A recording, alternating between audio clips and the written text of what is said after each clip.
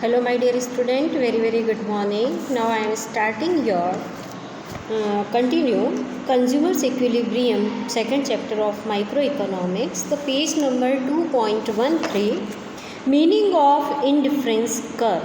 Indifference का मतलब होता है जिसमें कहीं कोई अंतर नहीं होता।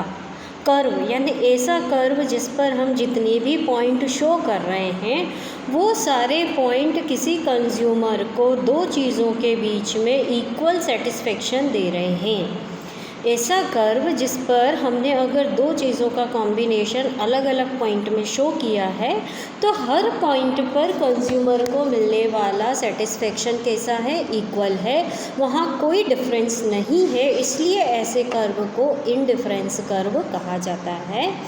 When a consumer consumes various goods and services, then there are some combinations.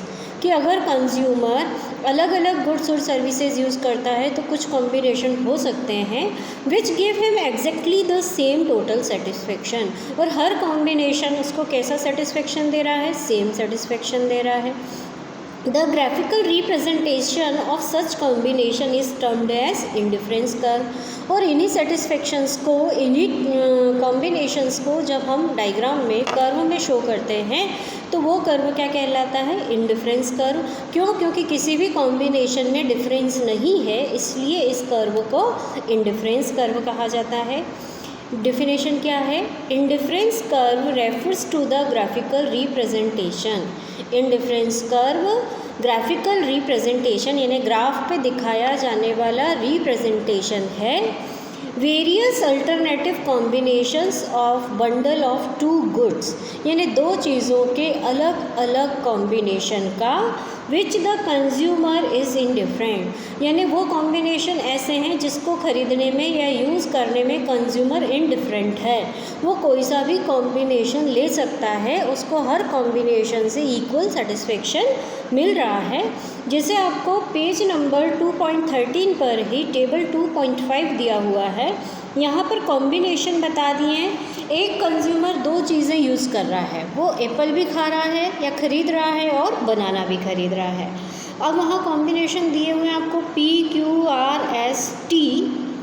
देखो इसको कैसे सीखो कि पहला कॉलम हो गया कॉम्बिनेशन, यहाँ पर आपको कॉम्बिनेशन एप्पल बनाना दो चीज़ों का दिया है कि देखो सीधी सी बात है, हमारे पास रिसोर्सेज क्या है, लिमिटेड है। उसी रिसोर्सेज में हमको दो चीज़ें खरीदनी है, अगर हमें एक चीज़ ज़्यादा खरीदनी है तो दूसरी की क्वांटिटी कम करना पड़ेगी, और ज़्यादा खरीदनी है तो और कम करना पड़ेगी। तो जैसे यहाँ पर P कॉम्बिनेशन में बताया कि एक व्यक्ति एक एप्पल खरीदता है और 15 बनाना खरीदता है। अगर उसे एप्पल की संख्या बढ़ानी है तो ऑब्वियस सी बात है, जो पैसा एप्पल पे खर्च हो गया अब उससे वो बनाना नहीं खरीद पाएगा, यानी बनाना का कम हो जाएगा। अगर उसने एप्पल 2 कर दिए तो बनाना को कितना उसे सेक्रीफाइस करना पड़ा, 5, यानी पहले एक एप्पल था तो 15 बनाना खरीद सकता था। अगर अब वो 2 एप्पल खरीद रहा है तो वो 10 बनाना खरीद रहा है, यानी 5 बनाना सेक्रीफाइस किया। अगर वो 3 एप्पल खरीद रहा है तो 6 बनाना यूज़ करेगा, 4 एप्पल खरीद रहा है तो 3 बनाना, और 5 एप्पल खरीद रहा है तो 1 बनाना। यानी जैसे जैसे एप्पल्स बढ़ाता जा रहा है बनाना की संख्या उसको कम करना पड़ रही है। इसी चीज़ को डायग्राम में शो किया हुआ है। हमेशा ध्यान रखो जब हम डायग्राम बनाते हैं तो हमारे दो एक्सिस होते हैं। हॉरिजेंटल जो होता है वो OX एक्सिस कहलाता है, जो वर्टिकल होता है वो OY एक्सिस कहलाता है। जब भी हम किसी चीज़ को बढ़ता हुआ दिखाना है तो वो OX एक्सिस पे दिखानी चाहिए, और जो उस चीज़ को कम होता हुआ दिखाना है वो हमें OY एक्सिस पे दिखाना चाहिए। यहाँ पर OX एक्सिस पर हमने दिखाया एप्पल को, एप्पल की संख्या 1 2 3 4 5 बढ़ रही है, और बनाना 15 12 9 6 3 इस तरीके से।